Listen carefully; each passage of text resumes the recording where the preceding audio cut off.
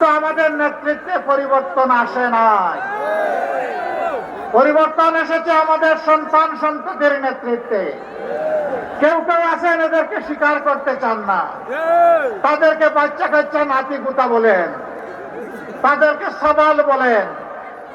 আমি বড় বিস্মিত, আমি লজ্জিত, যাদের কারণে জেল থেকে মুক্তি, যাদের কারণে অনেকের দেশে ফিরে আসা, যাদের কারণে নির্বাচনের কথা বলা, যাদের কারণে দেশ শাসনের কেউ কেউ কারো কারো স্বপ্ন দেখা, তারা তাদেরকে অস্বীকার করছেন। লজ্জা, লজ্জা, এটা মেনে নেওয়া যায় না। যে উপকারের উপকার স্বীকার করে না, যে কৃতজ্ঞতা প্রকাশ করে না, সে ভালো মানুষ হতে পারে না। দেশবাসী রাজনীতির পুরানা বন্দোবস্ত দেখেছে, 54 বৎসর দেখেছে। সেই বন্দোবস্ত ফেসিবাদ তৈরি করেছে, মানুষের অধিকার হরণ করেছে, দুর্নীতির স্বর্গরাজ্যে পরিণত করেছে, চাঁদাবাজিতে জনগণকে অতিষ্ঠ করেছে, জনগণের কিনা অস্ত্র দিয়ে জনগণের বুকে গুলি ছুড়েছে। সেই রাজনীতি আমার মা বোনকে ইজ্জত হরণ করেছে। ওই রাজনীতি আবার ফিরে আসুক আপনারা চান? ব্যাংক ডাকাতি করে জনগণের টাকা লুট করে বিদেশে পাচার করা হয়েছে। আপনারা সেই বাংলাদেশ আবার চান? আপনারা পরিবর্তন চান। পরিবর্তন চাইলে ওই যে লেখা পরিবর্তনের জন্য হাত। গণভোটে কি বলতে হবে? সিল প্রথম কোনটাতে মারতে হবে? হা বুটে সিল মারতে হবে। আপনারা সবাই হা বুটে সিল মারবেন? আপনারা মারলেই হা বুট পাস হয়ে যাবে না, প্রত্যেকটা মানুষকে হা বুটের সঙ্গী বানাতে হবে।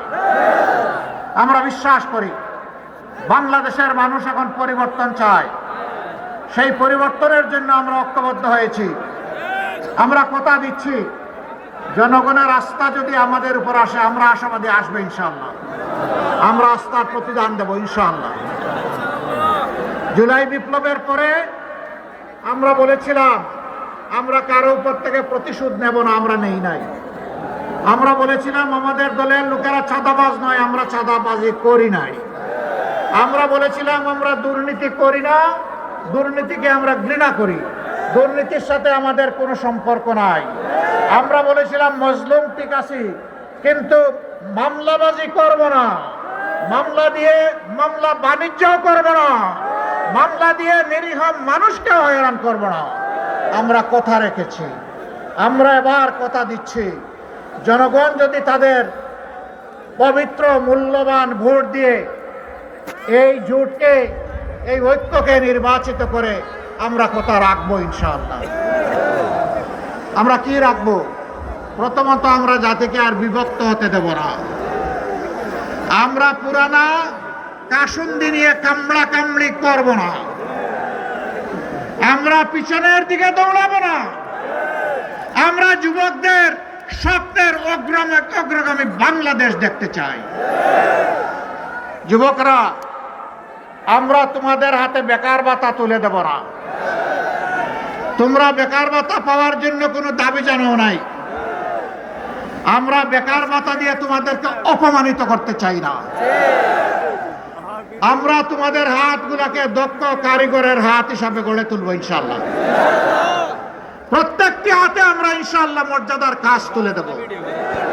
সেদিন প্রতিটি যুবক গর্বের সাথে বলবে আমি বাংলাদেশ। আমাকে দেখে বুঝে নাও বাংলাদেশ কি জিনিস।